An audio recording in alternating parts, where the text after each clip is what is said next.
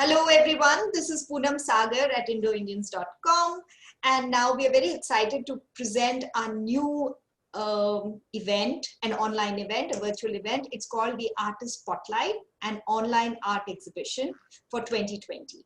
And for today we have the Artist Spotlight, we have Vasundara Sur. Hi Vasu. Hi. Hello everyone. It's lovely to have her. She's a chemistry teacher in addition to being an artist, and she loves watercolors, and she's been doing a lot of paintings, and she's also exhibited sometimes with Indo-Indians in the past few years. So welcome Vasu, how are you doing? Thank you. I'm good, Poonam. Thanks for giving me this opportunity. It's not easy, because if you don't interact with the public, if you're not normally a very low profile artist, it's difficult for people to know you exist. Correct. It's a great opportunity and a good platform for me. Thank you, Vasu. Vasu, can you tell us a little bit about yourself? I come from a very mediocre South Indian family with amazing values. And I think my journey of art also probably has started from there, because we have been in my family. My dad was an artist, and we have been very emotional people. Artists are highly emotional. And whoever has been my friend in their life, they know what I am actually. I'm quite fluctuating and highly emotional range. So yeah, I think we like anything to do with wildlife as a family, and very sensitive people. And I think that's what has brought us to this, artistic area. But all my relatives are all very good in music, and they are all into the music background. So somehow I drifted off into this art life. But apart from that, I come from Mysore, which is a southern part of India from Karnataka. And I have a brother and a sister. Both of them, although they are not artists, they are critics. They are very They are critics. Yeah, my dad was a very good, actually cartoonist. He used to sketch, and he was amazing in his job. And right. Yeah, I think he was my first inspiration, I guess. And is that what inspired you to start painting?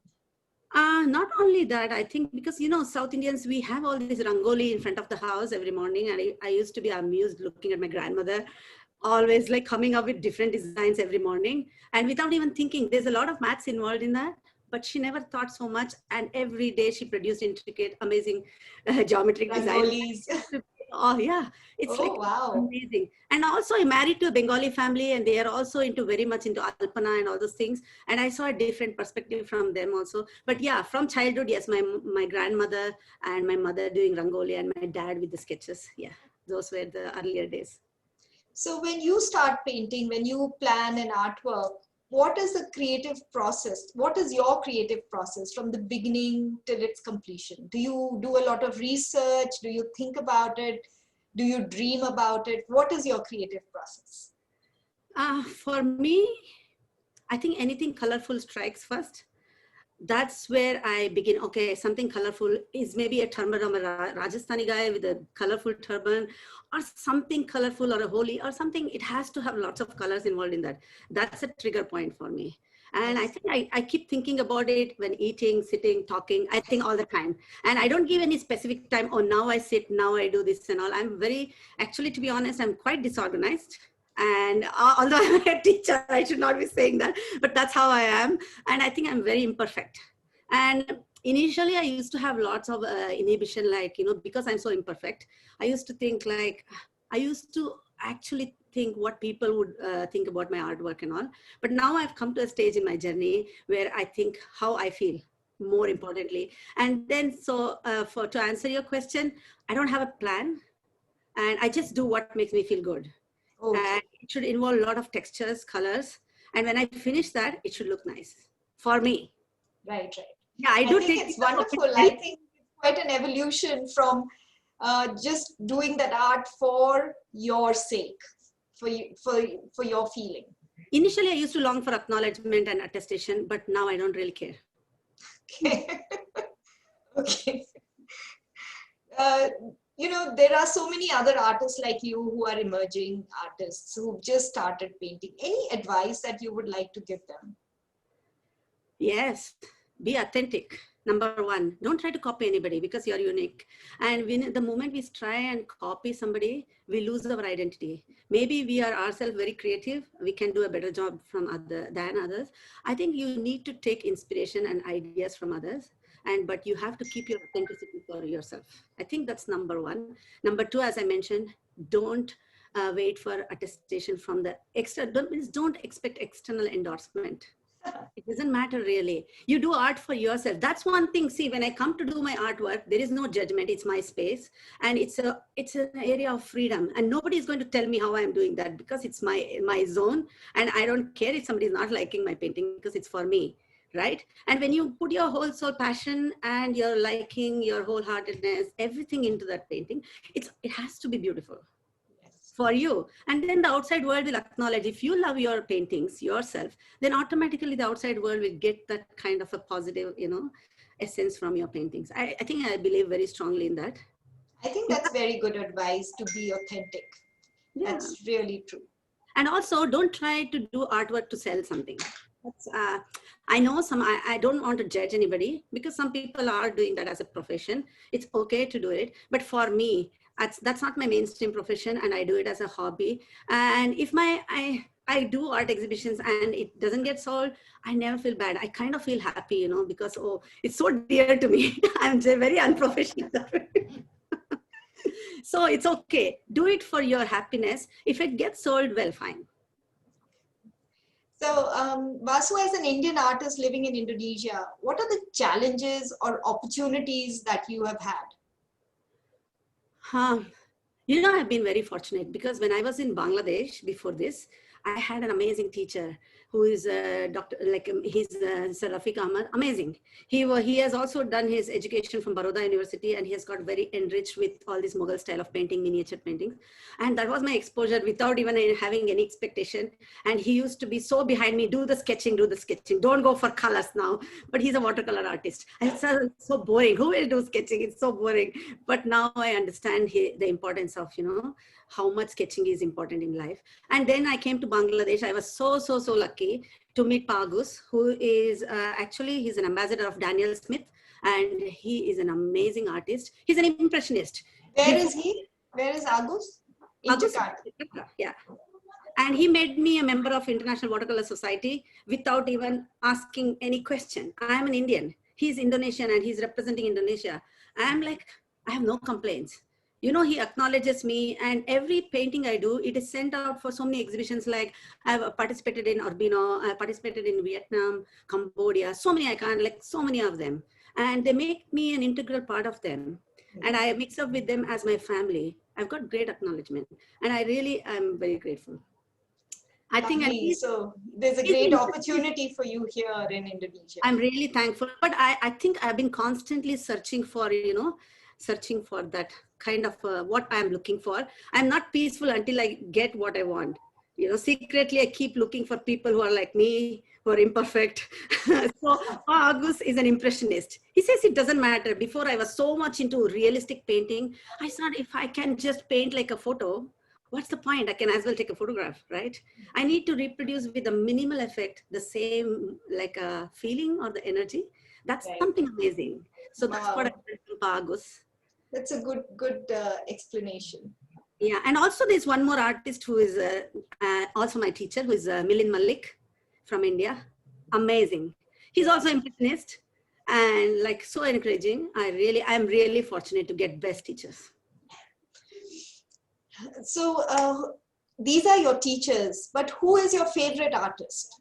You can actually guess because I like imperfect artists. It has to be Van Gogh. Van Gogh. Yeah, I think he didn't think much when he was painting. He just followed his feelings, and that produced masterpieces. You made any artworks inspired by his art?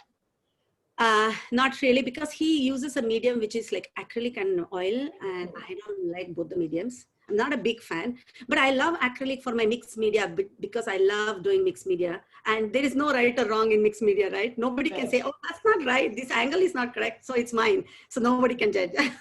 So mixed media is good for acrylic colors. So yeah. So Vasu, you're currently in your home studio where you do most of your I'm actually in my studio. That's my mini studio. So just can you show us some of your artworks that you have there? Talk to us about them. Okay. Let me pick. I'm going to show you all styles. Okay. Yeah. So this is my first style. If you can see this. Are you able Yes. to? So this is a mixed media style. And since I am a member of Bengali Association, they keep asking me to make the, Bengali souvenir magazine This cover. looks like Goddess Durga. Yeah, this was actually made in 2 hours time. But because I love mixed media, I don't have to think much. I just have a plan. I think, okay, this is my idea and it comes freely and I can pour paint and do all this texture and all. It makes it feel so good when you touch it. And And what is the white lines made with? Huh, sorry? What are the white lines made with? Oh, that's also made with acrylic, but that's put inside a tube so that I can put like a small tiny line. Yeah. So that's one of my mixed media work.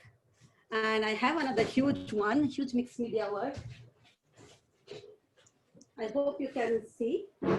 Oh yes, there's a lot of music there, a lot of guitars and. Yeah, so that's my passion also, music.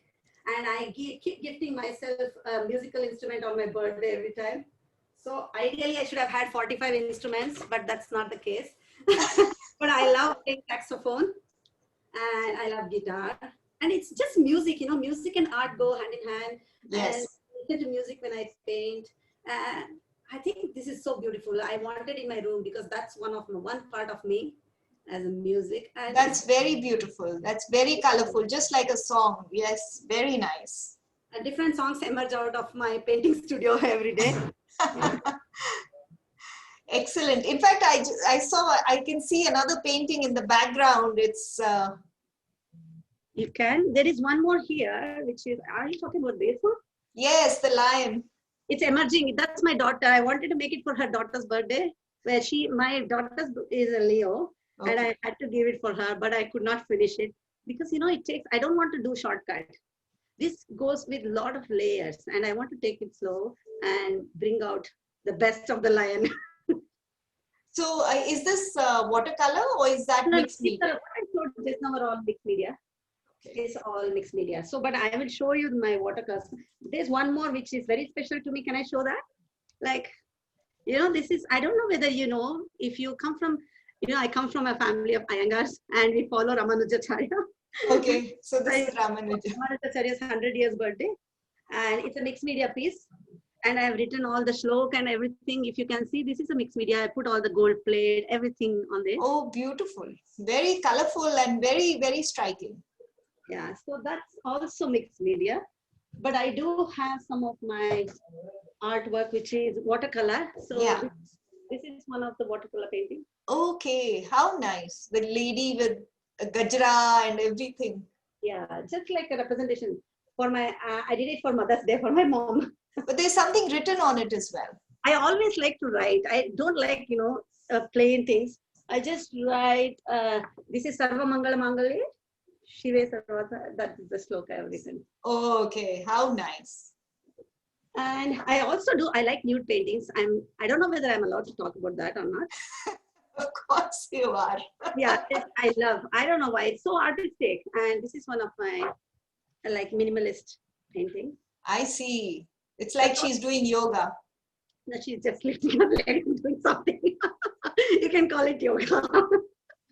Okay. So that's also watercolor. And I sometimes get so influenced by botanical and I say, oh no, I'm not good enough. I need to do some detail drawing and I end up doing something. Sweet peas. Yeah. Very nice. Very nice botanical. That's watercolor. And again, my impressionist style comes every now and then in between. So okay. That's Kakatao. Kakatua. I need to have colors. It drives me crazy otherwise. And this is something I tried recently, but this is not, it's acrylic paint. I've done it from the back of the brush. From the back of a brush? Yeah, I just scribbled and made light and shade so that, the image pops out. It's very, very different from your other works. Yeah. I like to try also different styles. And this is my Ganesha I made for Ganesh Chaturthi. This is watercolor. Oh, very nice. Yeah. Nice. Very 3D effect. Yeah, it's like a sculpture effect. Yeah. That's lovely. More are there, This is Milin Malik style. What style? Your teacher's style? Yeah. And this I did when I was really frustrated and angry with somebody. I did this painting, but it turned out really well. It's very nice. I really like the turban and the beard and the detail that there is. From childhood, I'm a very big fan of Bandhani work. I saw the turban and I thought, wow, I need to do this. Yeah. That's excellent. Very nice, Vasu. It's so nice to talk to you in your studio and see your artworks. And I know you've shared some artworks which we are going to be putting on Indo-Indians as well under the virtual exhibition. So, anybody and everybody can visit your page, see your artworks. And some of them I know are also for sale. So if they like, they can also buy. Right. Thank you, Vasu. Thank you for sharing. Thank you very much. Bye-bye. Bye. See you.